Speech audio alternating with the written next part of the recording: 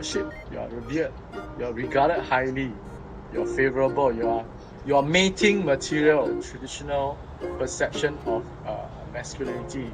You know, you have to be assertive, you have to be a very outdoor person, you're athletic, you are a risk taker, you know, stuff like that.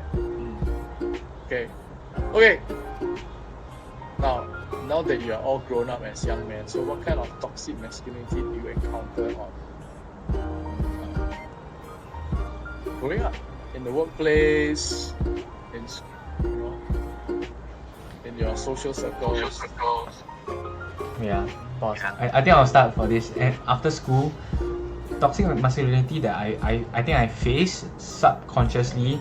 I wouldn't say it's my face because I never really doubted my masculinity, and because I don't have I live in a single parent family, right? So my mom has always tried to empower me, and so I never really faced this thing about toxic masculinity where I need to man up, right? Because I was the first grandchild to my family, so technically I was kind of like pampered and I was given that love as the first male born grandchild, right?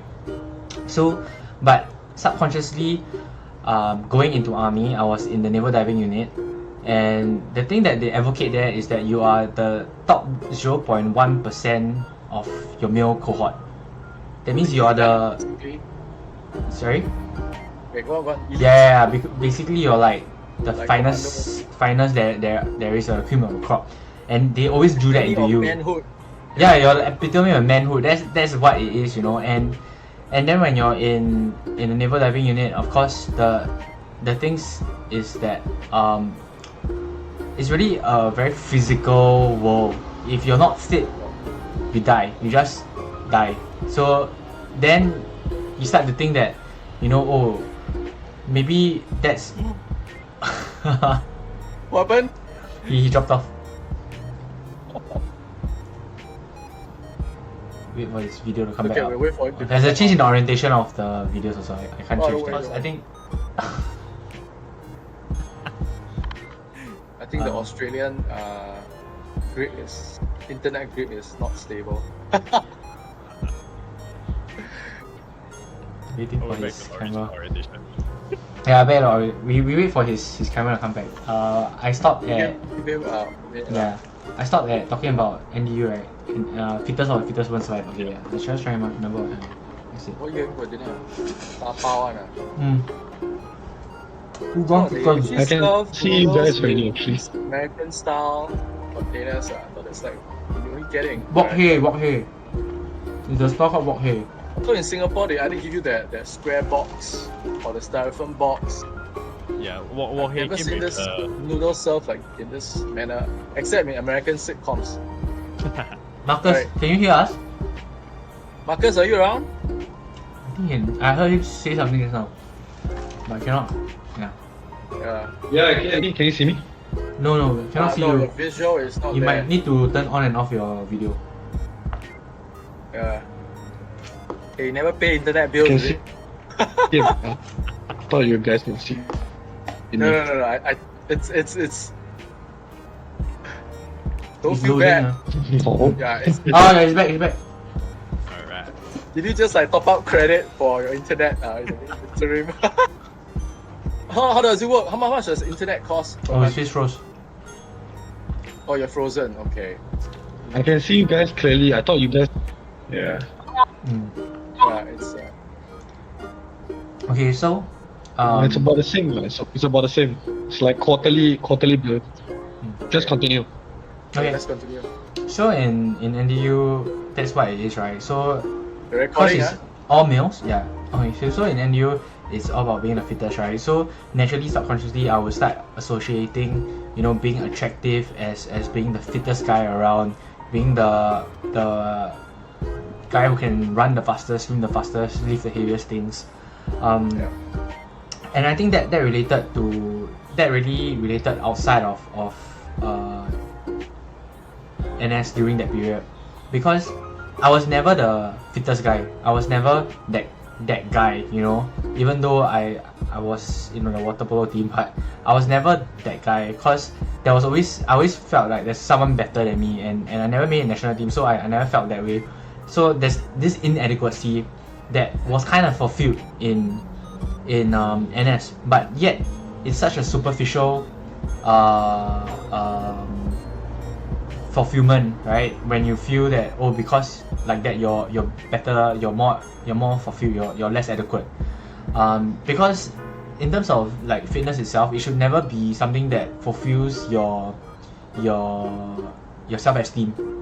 Fitness should be part of your life to keep you healthy and all, but it should never be your identity. Yeah, but that became my identity because that's what they drove at us.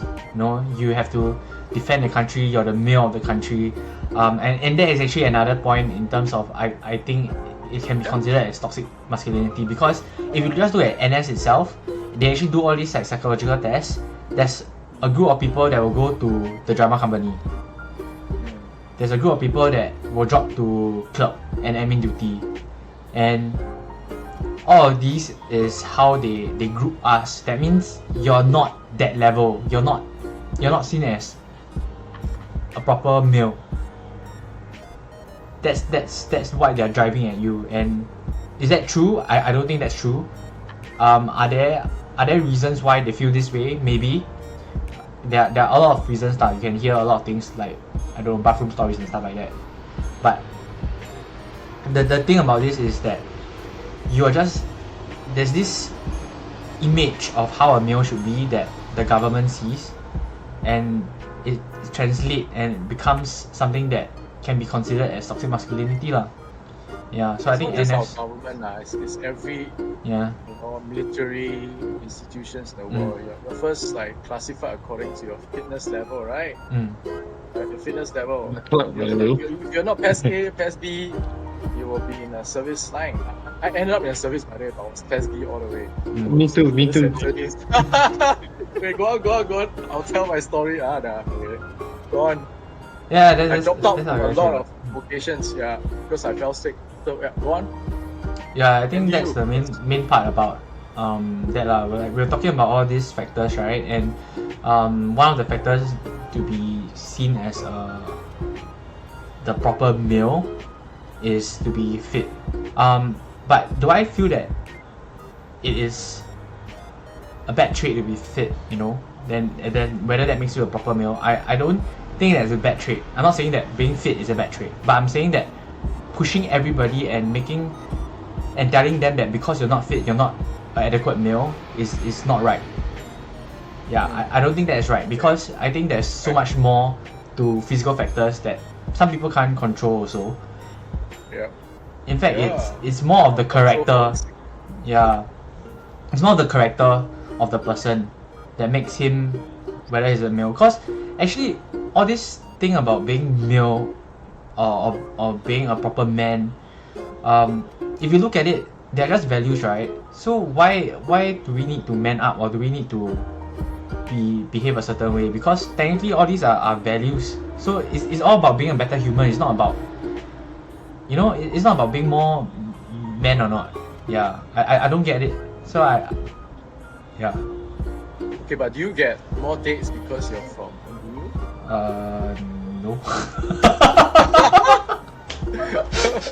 Okay. Really? I just gonna ask the question.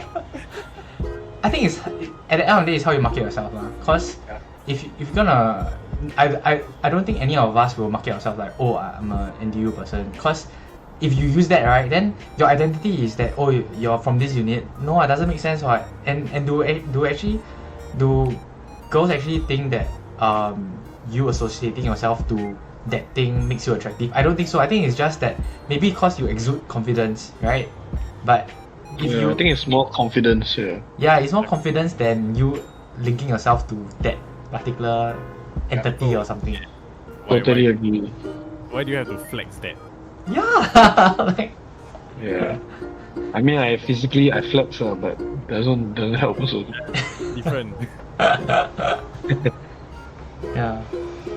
But I think I agree with Wens, is the confidence, and like the physical attributes are just a small part. It's not even it's not even like 75% of what people actually see in you. It's more of like maybe your moral ethics, your character, all these things you can actually impart and learn from other people or from like role models. But having that some like you said, like that MDU like stigma, like people don't remember you for that. They remember more like what you impart on other people's life and your character, I guess.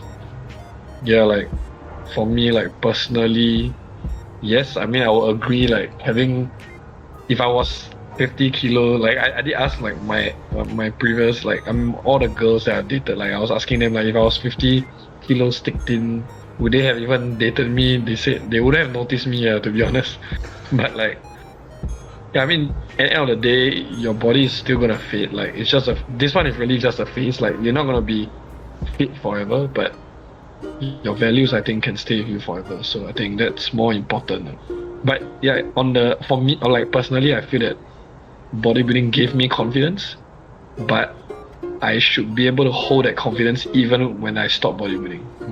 Like you should take the good, keep the good, and then that confidence should just stay. Not like, oh, if I become skinny, I lose all my confidence. But it was a form of like a tool that taught me confidence, how to portray that confidence, and then it should stick with you. Yeah, it helped me build your confidence. Everyone has their own personal experience of what made them build their confidence. It could be someone like maybe complimented you, encouraged you along the way. It could be a bad thing. It could be someone hurt you and you built these walls to build your confidence. But at the end of the day, it should still turn out to be something positive, like a positive form of energy. And I think that's what counts. Yeah. Okay. Eshton, your thoughts? NS? Yeah, I'm gonna take it back to the NS situation. Yeah. Because I was a clerk too. Also, there are 2 clocks here. There are 3 of us here, by the way. Like in my case, right, I never completed BMT. I got kicked out. They said I was too fat. They wanted to join the obese batch. Okay. So you took the boat once. You took the boat once only. No, actually I took the times because after that, right, I The boat to Tekong and back. Yeah, Tekong boat. okay, do my time no Tekong boat one. Yeah, go on. It was a very long NS journey lah. But what happened was I got kicked out of the batch. They told me to go to obese batch. Then the obese batch did the test. Then they said I'm too healthy. Right. The normal batch. But then I was already tagged to a unit. Then I got injured in the unit, so I had to stay on. So basically I was a private my whole NS life. In the club because I couldn't get promoted. But because of that, I got to work with a lot of very interesting people because I was tagged to headquarters and then I did 2 NDTs, which was very weird. And all these things lah. And at the same time, because I was working in the ops branch, we have to handle training. So we have to work with other units whenever you do any like whether it's activity, that kind of thing lah, like judging stuff. So they always have to have this person called a neutral. And the neutral has to be an officer from another unit. Basically it's for fair judgment lah. What happens is, so the guys in the office that I was working in, right, a lot of them used to be from OCS. Then they got injured, they got kicked out, then they become like a sergeant or whatever lah. Yeah. But similarly, the officers that, thankfully lah, most of the officers that we work with are not your typical, I need to shove it in your face, I was from OCS, call me sir, that kind of thing. But in army, there's a lot of people who have that idea where because they are from OCS, therefore they are more manly, more manly. Yeah. It persists during your time, okay. Yeah. And it doesn't only carry on in army, it carries on to when they go into uni. Yep. Because there's a link. Yep. And a lot of them think that because they're an officer, or even sometimes the families perceive because someone is an officer, they are of higher qualities. Yep. When all the time that's not the case lah. So been able to see both sides of that, being able to see the people that are like, I'm an officer just because I ended up on this path, and it doesn't mean I'm any better than anyone else here. Versus the people who, some of them literally train with, right, and they're like, hey, I'm going to need a neutral, and then they reply back, you call me sir, then I'll talk to you. Like, okay, what how does They that think they're superior. yeah, you just need to feel that they're superior. So I think, like what Wen said lah, it does feed a lot into that whole ego Male mess. ego. Yeah, situation. male identity. Yeah, they tie their identity to whether it's the physical capabilities or the ranking in army. Or maybe that's the only time of their life they can do that, so they just do. Yeah, I think that's my experience with it lah. Okay. So I'll share mine lah. I mean, NS is a rite of passage for males in Singapore. I think it's a very important period. I mean, they were saying that Lee Kuan Yew wanted to instill NS because they want to tame the boys before they go to university. There's some truth to that actually. Yeah, they want the boys to grow up during NS. Okay, so basically, I fell sick during GMT and I begged my PC to let me pass. Yeah, and why did I literally beg him? Because I mean I got to form a very good friendship with him, and I mean back in the mind, it is because I grew up with this perception that I mean I will be very honest that going to OCS or becoming a sergeant is very manly. It is my generation. You either make it to the top OCS or you become a clerk. You either go. Is this the perception? Still, you either go to the top or you go to the clerk. Don't go anywhere in between. Anywhere in between, don't waste your time. This was our perception of NS. Yeah, you either be very manly or you just become a clerk. So OCS was of course my target. I didn't really basically aim for OCS, but naturally it came to me because of my experiences in leadership in church, in school, and everything. So and the fact that most of the guys in the batch in NS are so slack, well, you're like, hello, you definitely want to rise up and get things going. If not, things will just drag on, right, in NS, and you hate it when things drag. But I fell sick. But eventually I did pass, except that I wasn't well enough to be on the POP, right? The parade lah. So I was revoked twice, and I ended up in admin position in the HQ as well. I don't know, Eshton, your definition HQ, is it MINDEF? Eventually I ended up in MINDEF lah. So in MINDEF, you rub shoulders with all the stars and what have you, and also all the interesting female officers, the interesting female chief clerks. Yeah, it was then that I discovered I was supposed to go OCS lah. And the thing is, okay, I need to bring up this instance. So the doctor, the MO called me up for FFI, right? Fit for fitness. I don't know what it was called. So he actually thought that I'll be very happy, Yeah, and of course I've lost my enthusiasm for OCS already lah, because I'm so comfortable in MINDEF, I get to swim during lunchtime. I get to take another hour of lunch. Basically, oops. This is in the past, so I don't think I cannot bring this up. So yeah, and so they asked me, so you want to go OCS? You want me to pass you? And I said, to me, I was not very, very, very, very excited about it. I said, so in my current state, do you think I can pass and get into OCS? I was still recovering lah. Okay. Then he said no. So you want me to fail you lah? I said, I mean it's your assessment ma. So he failed me. Of course I didn't make it.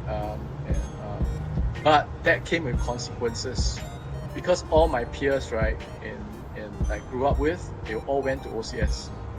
So the struggle with this whole perception of masculinity and army and not being OCS is this. Whenever we book out, I book out every day, right? Whenever my friends or OCS book out, right, I think we will catch up with each other after church and all that. All they talk about is OCS. Yeah, and I don't have those experiences, so I felt very left out, Every conversation you get into, they'll talk about this jungle, that jungle lah, going Taiwan, going Thailand, going what have you. And even though I have uniform group background, but you can't beat NS background. That is like the creamer lah. It's a rite of passage.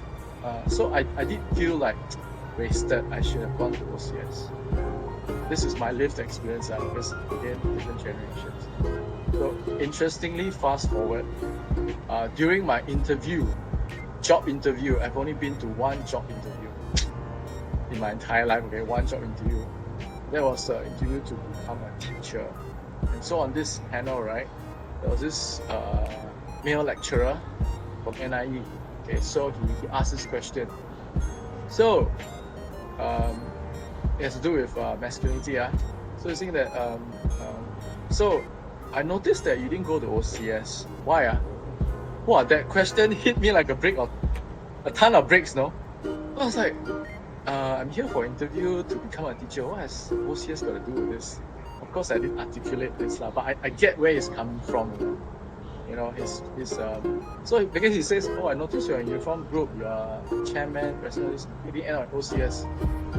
So I think my ego was a little hurt lah, but I was also very pissed off by this question, you know. And so I said, well, if you think that being an officer makes you more of a man, that's your perception. For me, is whether I end up in OCS or not, you know, this was me already, you know. I've transformed lah, or maybe I was just being an idiot lah. So if you think an officer makes you more manly, then so be it lah. I don't see it that way. So I thought I blew my interview. I got in. Yeah. So then he laughed. He says, "Oh no, I was just referring to the show An Officer and a Gentleman." So that brings us to the media. So this lecturer who is like 20 years older than me, he has this perception, An Officer and Gentleman. Do you know that famous movie? It's a very classic movie. You know, where, you know, being a naval or an Air Force officer, you are revered by, you're worshipped by women. It's still a fact. You're worshipped, you are revered, you are regarded highly, you're favorable, you are mating material. Okay.